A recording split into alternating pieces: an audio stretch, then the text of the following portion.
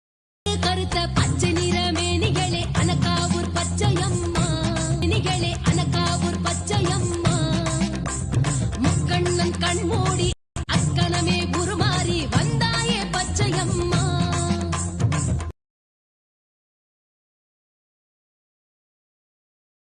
ஓம் சக்தி ஓம் சக்தி ஓம் சக்தி ஓம் சக்தி ஓம் சக்தி சக்தி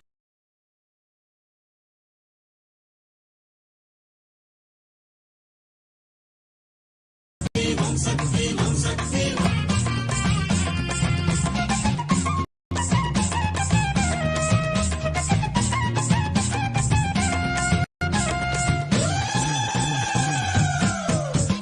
அண்ணனுக்கு முறை கேட்ட அத்திவீரன் என்பவனை பிறவேந்தி அழித்தாயே பச்சையம்மா.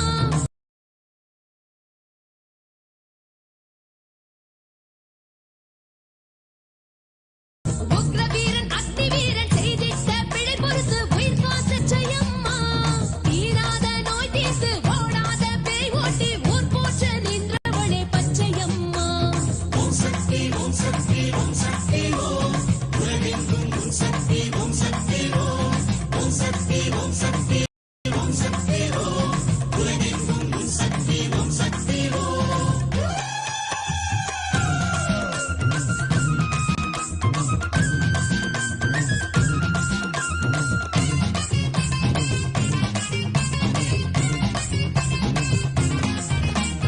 உங்கு வளநாட்டில் இன்று அரசாளும் பன்னாரி மாரியம்மா. மேற்கு தொடர்ச்சி மலை பார்த்து அமர்ந்தவளே பன்னாரி மாரியம்மா. உங்கு வளநாட்டில் இன்று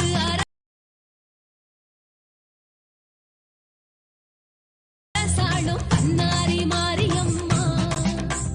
மேற்கு ஓம் சக்தி ஓம் சக்தி ஓம் சக்தி எங்கெங்கும் ஓம் சக்தி ஓம் சக்தி ஓம் சக்தி ஓம் சக்தி ஓம் சக்தி எங்கெங்கும் ஓம் சக்தி ஓம் சக்தி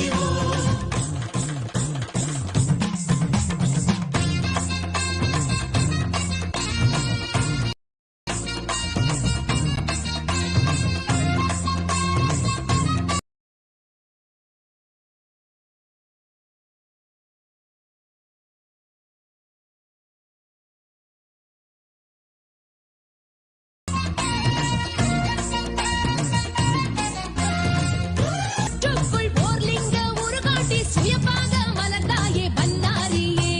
பங்குனியில் பொங்கலிட்டு அக்கினியம் தீவிதித்து பணிவோர்க்கு பிடிப்போக்கும் பன்னாரியே. சந்தன பூவாசம் வந்து சந்ததமும் வீசுகின்ற சன்னதியில் பேசுகின்ற பன்னாரியே. ஓம் சக்தி ஓம் சக்தி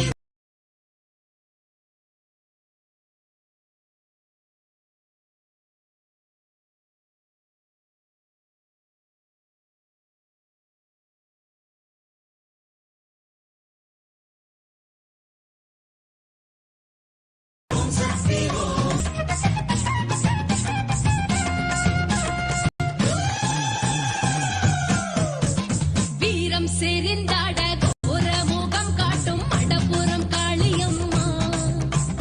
பூதகணம் சூழ பூவனம் நின்றாடும் மாத்தாளே காளியம்மா. வீரம் செறிந்தாட கோர முகம் காட்டும் மடப்புறம் காளியம்மா. பூதகணம் சூழ பூவனம் நின்றாடும் மாத்தாளே காளியம்மா. ஓம் சக்தி ஓம் சக்தி ஓம் சக்தி உலகெங்கும் ஓம் சக்தி ஓம் சக்தி ஓம் சக்தி ஓம் சக்தி ஓம் சக்தி உலகெங்கும் ஓம் சக்தி ஓம் சக்தி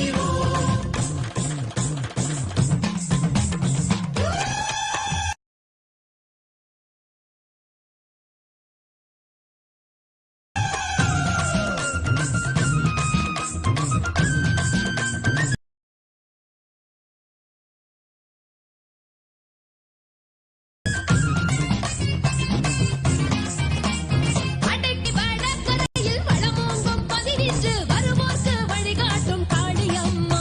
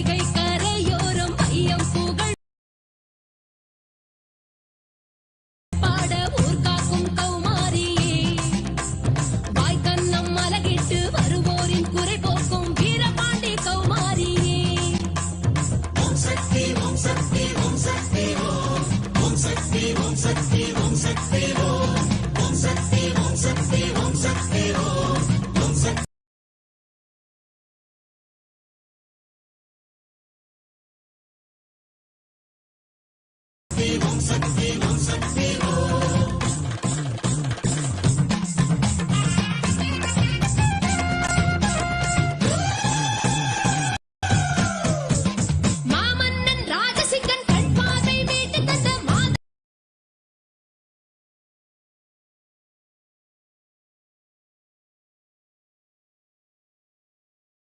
மாதரசி மகமாயி கவி காணுகின்ற சித்திரமே ரத்தினமே கௌமாரியே முத்தெடுத்து நோவெடுத்து அற்புதமாய் காட்சி தரும் கற்பகமே கண்பார்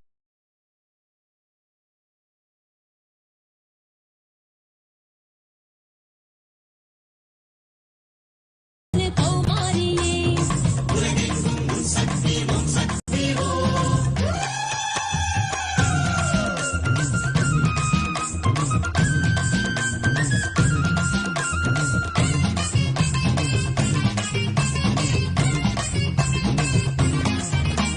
மூன்று தமிழ் படைத்து சான்றோர் பலர் வளர்த்து அரசாளும் மீனாட்சியே ஆண்டி மகள் என்று ஆண்டி சிவம் அணைத்து மகிழ்வாகும் மீனாட்சியே மூன்று தமிழ் படைத்து சான்றோர் பலர் வளர்த்து அரசாளும் மீனாட்சியே ஆண்டி மகள் என்று ஆண்டி சிவம் அணைத்து மகிழ்வாகும் மீனாட்சியே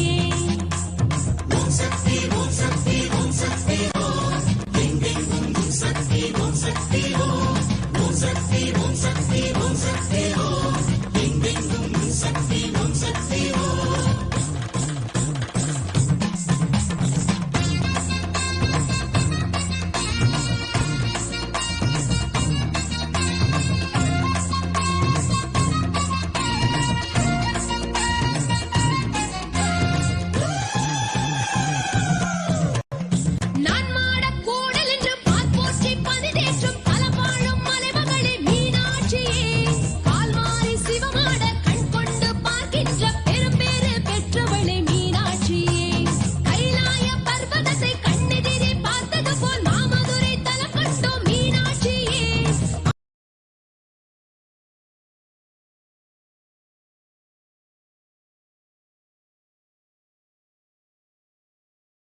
ஆடல் விளையாடல் அறுபத்து நான்கினையும் அரங்கேற்ற கண்டவளே மீனா மகமாயி சமயபுரத்தாயே உன் மகள் எனக்கு எல்லாமும் நீயே மகமாயி சமயபுரத்தாயே உன் மகள் எனக்கு எல்லாமும் நீயே கொள்ளிடத்தின் கரை மேலே உன் கோவில் தரும் குங்குமம் தான் மங்கையர்க்கு காவல் தரும் குங்குமம் தான் மங்கையர்க்கு காவல் மகமாயி சமயபுரத்தாயே உன் மகள் எனக்கு எல்லாமும் நீயே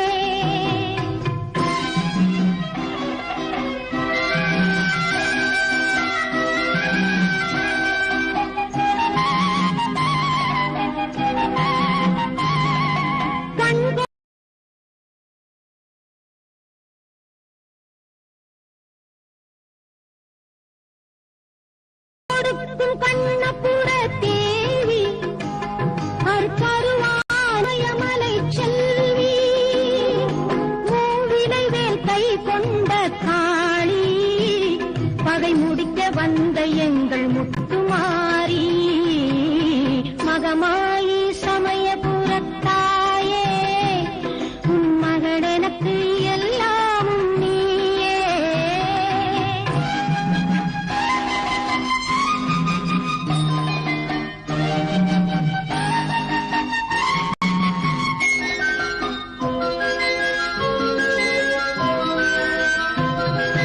வேப்பமரம் நிழல் கொடுக்கும் வீடு அது வினை தீர்த்த நீ அமைத்த கூடு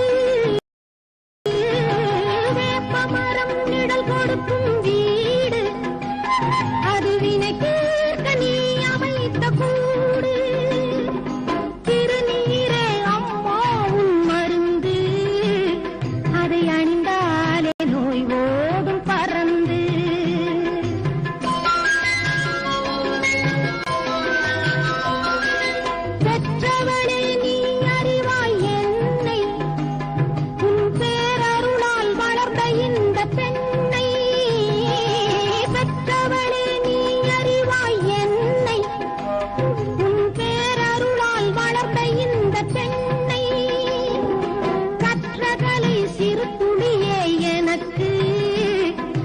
கடலாக்கி வைத்த புகழ் உனக்கு. மகமாயி சமயபுரத்தாயே, உன் மகள் எனக்கு எல்லாமும் நீயே. கொள்ளிடத்தின் கரை மேலே உன் கோவில், தரும் குங்குமம் தான் மங்கையர்க்கு காவல். தரும் குங்குமம் தான் மங்கையர்க்கு காவல். மகமாயி சமயபுரத்தாயே, உன் மகள் எனக்கு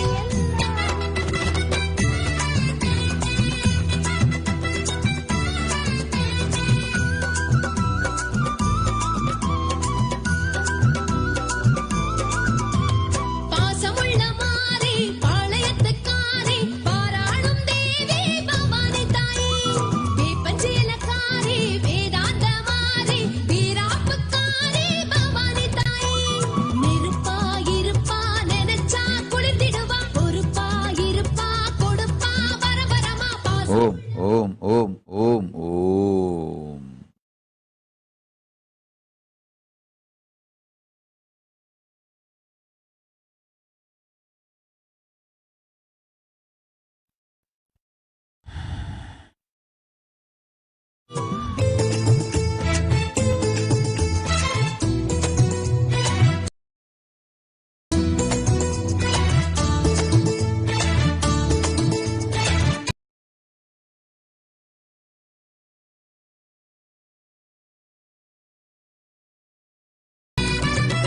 பாம்பா இருப்பா பாளையத்துக்காரி, பார்த்தா சிரிப்பா பாலுக்கவ ஏங்கி. ஊழம் படைச்சா கோவம் பொறுப்பா, கோடல் மாடல் கூத்தாடுமா. ஆரடியாச்சு ஓரடியாக, ஓரடி பொங்கல் வச்சிட கேட்பா. அடியவர் நினைத்திடும் வரம் கொடுப்பா, அடி தொழும் அனைவர்க்கும் நலம் கொடுப்பா. பாசமுள்ள மாறி பாளையத்துக்காரி பாராளும் தேவி பவானி தாயே. வேப்பஞ்சேலக்காரி வேதாந்த மாறி வீராப்புக்காரி பவானி தாயே.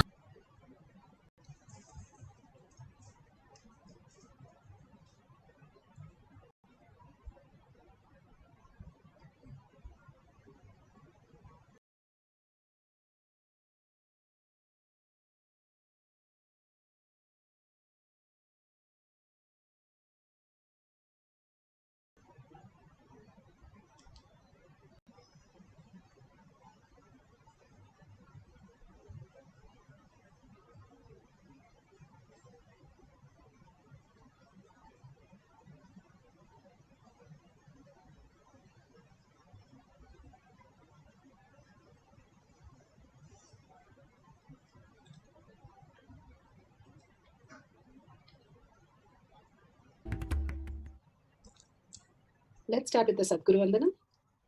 Nityanandam Paramasukhanam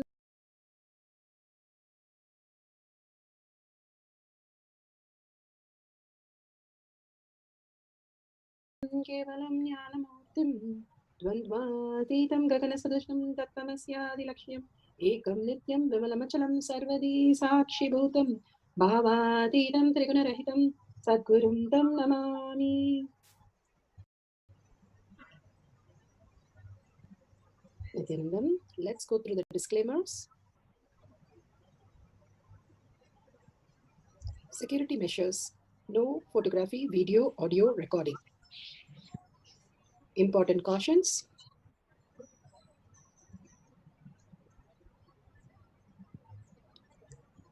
Please be aware of the important cautions.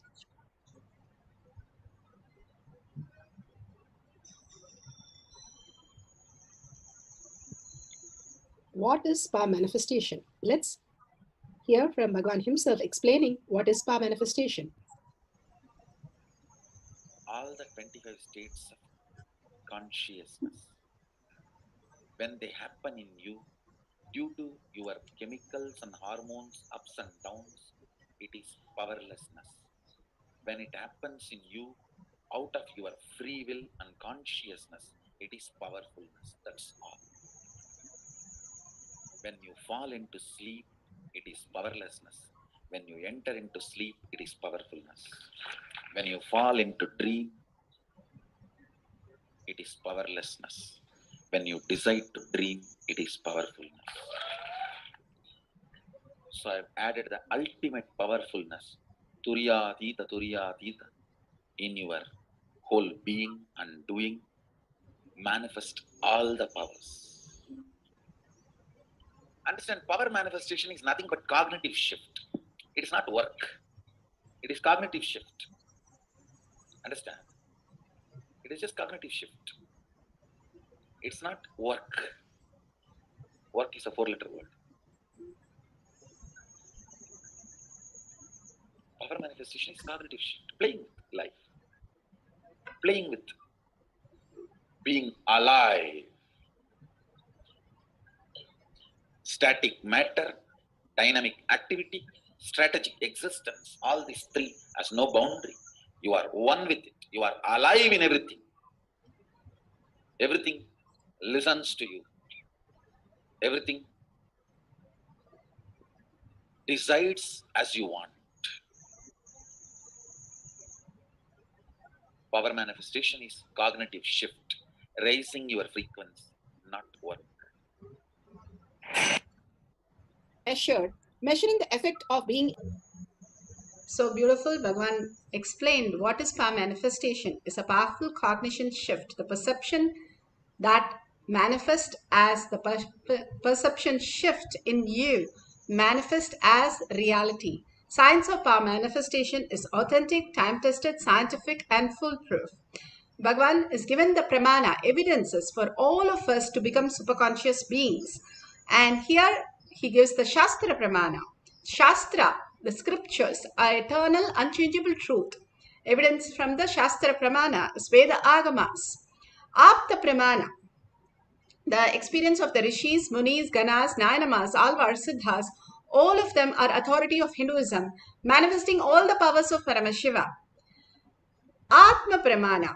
Atma pramana are the account of His Divine Holiness Bhagavan Nityananda Paramashivam, this millennium's avatar's personal experience of power manifestation. Shakshi pramana.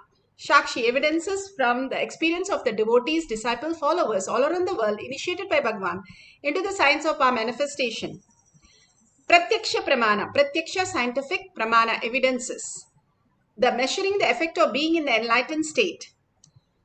Having the complete thoughtless space and manifesting the reality. Beautifully Bhagavan describes this is Shakti, where he manifests in each one of us, having each one of us the superconscious breakthrough. Let's go to each of the pramanas to understand the evidences and then start manifesting the powers of Paramashiva. The Shastra pramana. The Shastra pramana are from the Veda Agamas. This is from Shiva Samhita. Spoke about authenticity. Now with that powerful cognition, let's go to the Shastra Pramana. 5.76 to 78. Maranam ghadhyate tena sakenapi na ghadhyate tasya syat paramasiddhe animadi guna prada vayus sannatadate dehe rasavriddhir bhavet dhruvam akashapanakajagalltiyusamapi vadhate Maranam ghadhyate tena sakenapi na ghadhyate tasya syat paramasiddhe animadi guna prada vayuh sanacharate dehe rasavriddhir bhavet dhruvam akashapanakajagalltiyusamapi vadhate. Beautifully, Bhagavan has given the Shastra Pramana for Shiva Samhita 5.767778. Consciousness over matter. Mahima power. Mahima is increasing power. Bhagavan Paramashiva says, death is eaten by him. He is eaten by none. He manifests his highest power such as Aima, Mahima, Lagima, all the Ashtama Siddhis, the Vayu, the wind energy moves equally throughout his body. The juice of his body are also increased, rasa vriddhi. The nectar exuding from his eternal lotus, Akasha Panakcha, also increases in him. Beautifully, Bhagavan has given us the pramanas for us to understand the depth of the cognition. He has given that death is eaten by him. All of us are starting from the boredom, tiredness, moving to disease and death, old age. All that happens in us is because of we don't understand that we are consciousness. We are also body, Bhagavan says. We are not just the body. We are also the body. The body itself is a illusion. While you're sleeping, when you are in the state of dream, you are lying down on the cot, but you are seeing yourself walking, talking, singing, dancing, everything. So you have another body that you experience every day. You have the second body. Then in the deep sleep, even that is not there, and the body is also not there. Nothing is known. So you have another sharira. The Shushma Karna Shariras are experienced by you. And simply you come back to this body when you wake up and you call this is my body, my body. But when you are in dream and deep sleep, you did not have this body. Same way, when you are in Turiya state also, you are beyond this body. You have body also. So Bhagavan beautifully says that death is eaten by him. As long as you have this body, death is eaten by him. But how can we experience beyond death? He is eaten by none. Then death does not eat here. Then what happens? Who is that? That is what Bhagavan says. The consciousness is eaten by none. He manifests the highest powers. He manifests the highest power of Ashtama Siddhi. And once you are in that space, your rasa vriddhi and the excluding lotus, whatever sahasrara, the eternal nectar starts flowing in you, and you are never, no longer in the concept of birth and death cycle. You're beyond that. How do we each one experience that, and how we can be in such a space of oneness? Arjuna asked Krishna, is there anybody who is more greater devotee than me, who has a bhakti in you? And Krishna says, come, I will show you. And Krishna takes Arjuna to a king, and the king, the wife and the son takes him inside, does the puja, pada puja, and gives him all the food and everything. Arjuna and Krishna is very happy. Suddenly Krishna said to the king, cut your son and give the right side to me, and the son should not cry. And the king was not shocked. He didn't do anything. He just went and took his sword and came. And when he took his sword and came, the left side of the child was crying. And Krishna said, stop there. I told very clearly the kid should not cry, and you should cut him and give him the right side. Why the kid is crying? Ask him. So the kid replies so beautifully to Krishna. He says, I don't know what wrong I did. I woke up that as only your surrendering to your lotus feet. I ate as only surrendering to your lotus feet and doing all the Nevedyam. Each minute I only live breathing yourself as me continuously. But what did my left side do wrong that you are not ready to take the left side? Simply that melted the space of Arjuna. He simply understood what is being in oneness with the Master, with the Bhagavan. The complete oneness space, merging into the oneness, that seeking space, Bhagavan immediately pulls us and possesses us. Bhagavan says, authenticity possessed me. Like that, Bhagavan himself will possess you and manifest as Parashakti. That is why he says here, he manifests the highest power of Ashtama Siddhi and the wind in the body moves equally throughout the body. The juice of his body is increased. The excluding form, the eternal notice also increases in him. The Amrita starts pouring from the Sahasrara Chakra.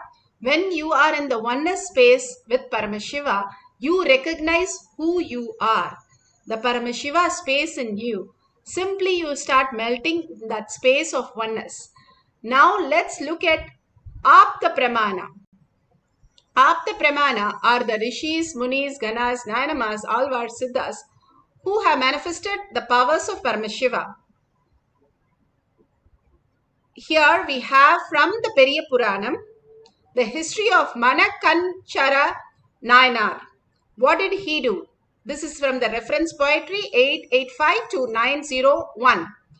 He was a great Nayanar where he was serving all the devotees of Shiva completely at any time. One of the sadhu came and asked during the marriage for his daughter's hair. He wanted his hair and he said, please cut and give the hair to me. And without any second thoughts, the father took the hair of the daughter, and nor the daughter nor anybody stopped him, and simply he cut the bride's hair and gave it. And the sadhu received the hair and was so pleased. And then he revealed himself that Shiva himself has come down to bless her. Shiva and Parvati came to bless the whole family for seeing the dedication. Even in such an important space, they were ready to sacrifice anything and simply grew her hair much longer. Even though it looks simple, but if you are in that space, I can understand such a trauma that would have gone through. Who is this person? Why is he asking the hair? So many self-doubt, self-denial, self-hatred would have come inside. But the Nayanar was so clear that what he is, he's always dedicated to whatever Paramashiva says. That dedication simply manifests as reality.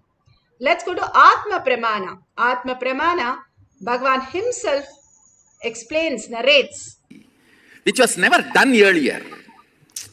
So the product I am delivering also is unprecedented. So the integrity I demand also is unprecedented. The kind of a whole life need to be just opened and intensified.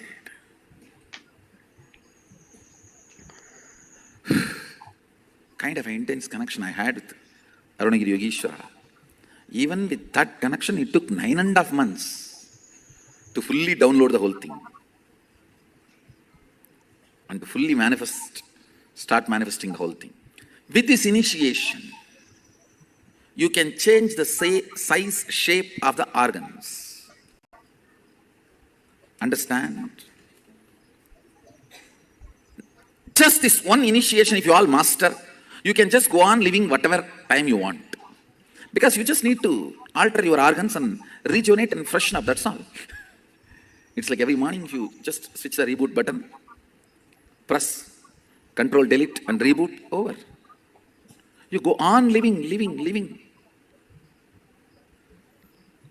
You master the time. I know a lot of fundamental principles need to be understood.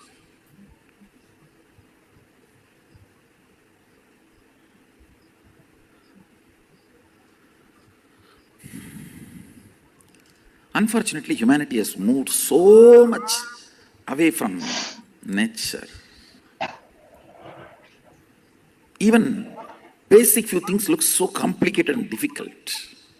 Sometimes I feel like I am living in a different world and you are all living in a different world. It is not few feet distance, it is few world distance. Because the cognitions I carry, the conclusions I have, listen. The cognitive shift you need to have for this initiation. Listen carefully.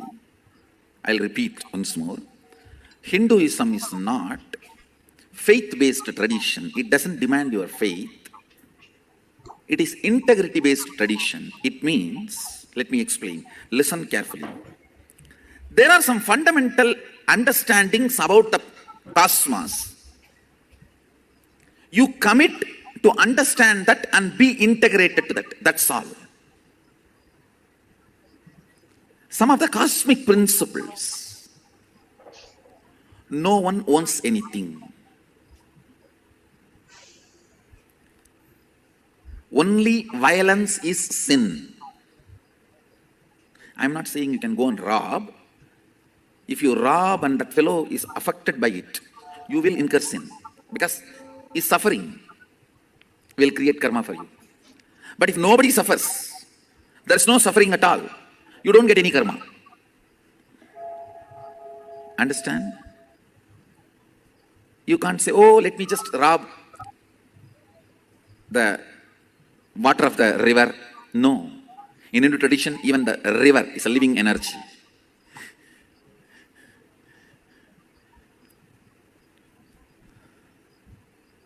So I'm not saying go and rob. All I am trying to tell you is, what is right, what is wrong, you need to know. So you can constantly function based on cosmic principles. Violence is the only sin. Nothing else is a sin. Nothing else is a sin. Anywhere pain is created, only then it is a sin, not otherwise.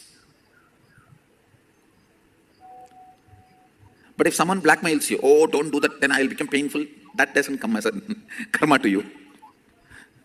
One of my relatives threatened, blackmailed that she will commit suicide if I become a sannyasi. I said, quickly finish it. Let me finish all the last rites and then I'll go. I said, quickly finish. I have only a few more days to go. Let me finish your last rites and then I'll go. She did not commit suicide. She started screaming, how dare you tell that I should die? I did not tell you should die. You only said you will die. Why should I die for your sake? I said, I did not tell you to die. That is what I wanted. I want you to live long, happily, happily.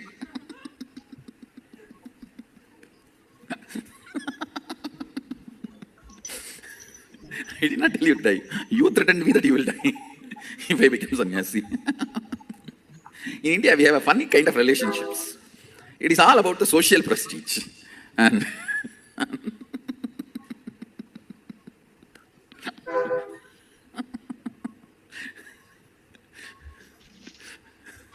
one of my uncle, I should describe the whole thing in Tamil and translate, only then it will be really wonderful. Because it's an incident happened in my life, very important but funny incident. Now we have to enter into initiation, so later on I'll describe this incident. The essence I wanted to convey to all of you, understand. Decision to understand, come to cosmic conclusions inside you and be integrated to that is what is integrity. So beautifully, Bhagavan describes what is integrity. The higher reality as our perception continuously, whether we are having a coffee or whether we are watching some movie, everything. Are we in the context of seeking, looking inside for our higher identity in everything? That is the integrity that Bhagavan is talking about in this beautiful space. And now we are going to go to the Shakshi Pramana. Shakshi Pramana are the experience of millions of disciple, devotees, followers who have manifested the powers of Paramashiva. Now we can see that in this slide, the power of increasing the size of the object. Size can be the weight or the length of the object. Either you can have a scale to measure it, or you can draw they are measuring the Atmalinga. You can draw the sides of the object in a paper, and after the Mahavakya, you can verify if the size has increased. This is the Mahima power. And all of us will be showered with all this as prasada when we start becoming the oneness with Paramashiva. Like how the generator is started, or the best laptop that you have started when you connect to the power. It can be however expensive, however great the laptops or all the silicon devices, but it needs to be charged. Like that, however extremely good we are, the highly skillful, highly educated, highly whatever we are, the Paramashiva space in us, the consciousness, manifest as reality. Now we can see the demonstration of one of the devotee who is measuring his weight, and then he's standing on the weighing machine and measuring his weight. First it was 54 kgs, and then he goes to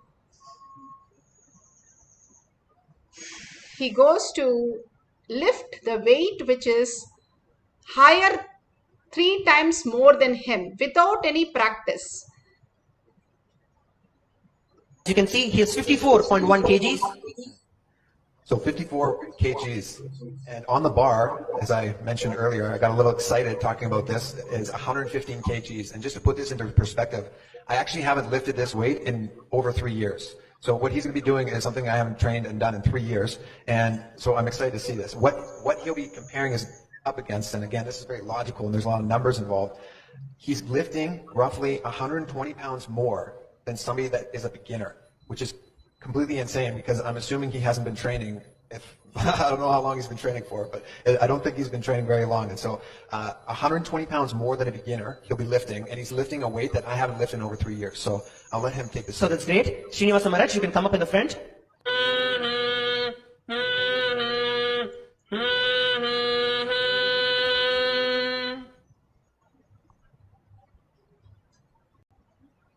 You can see Srinivasa Maharaj is getting into the position.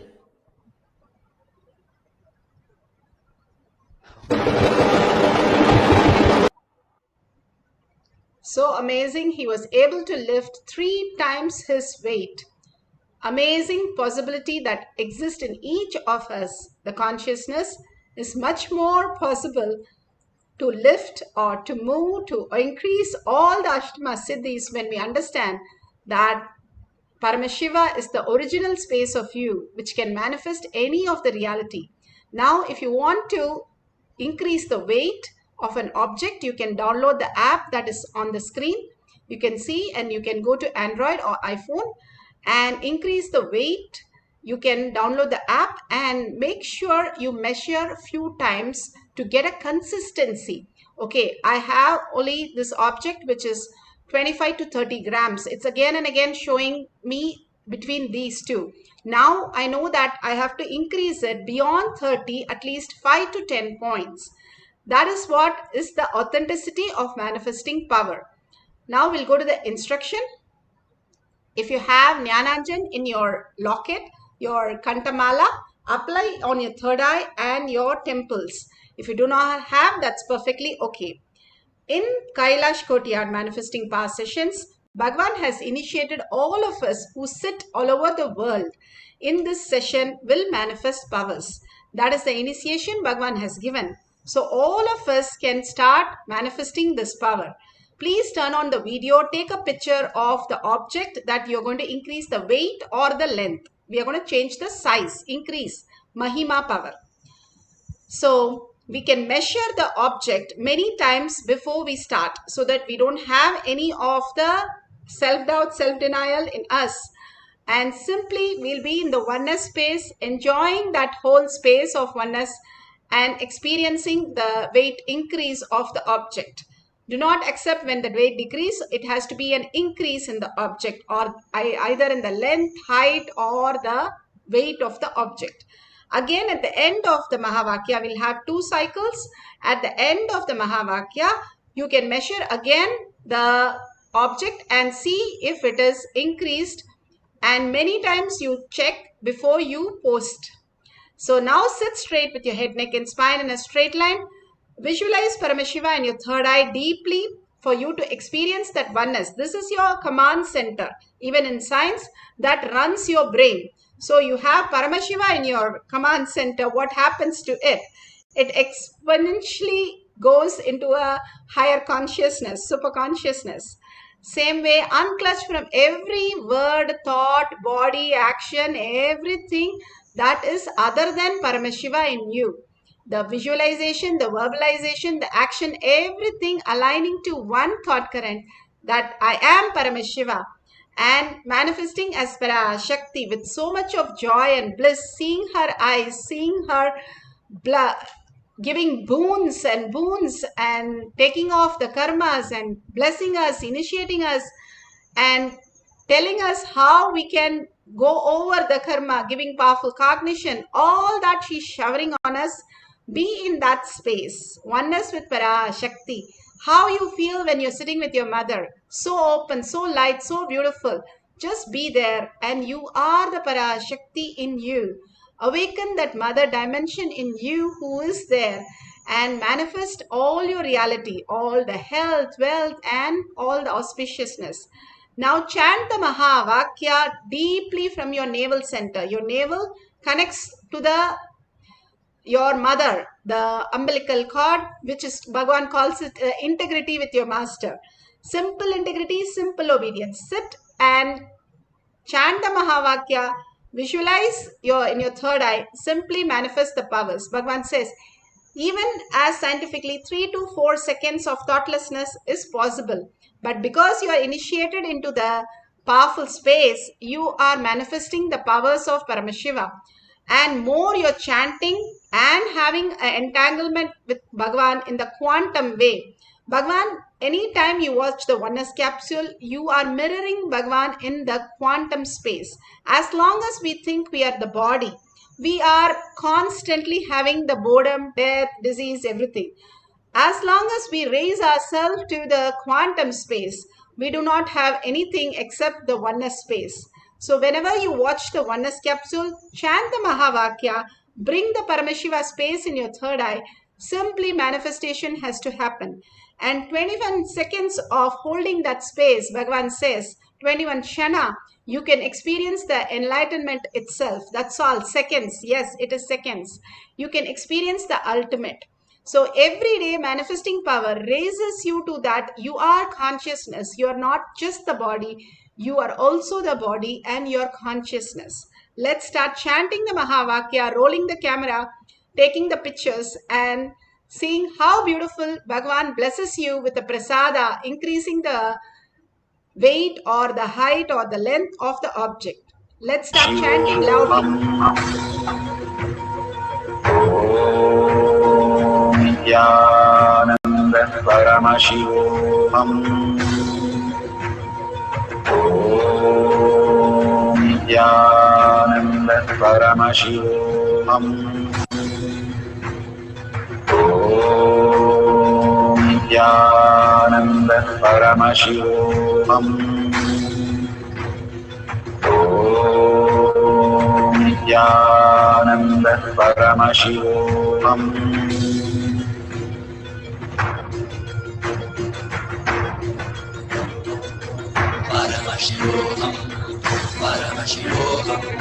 Let Paramashiva's third eye manifest in all our third eyes. Let the Amrita pour, let the Varni open up, manifest in all of us.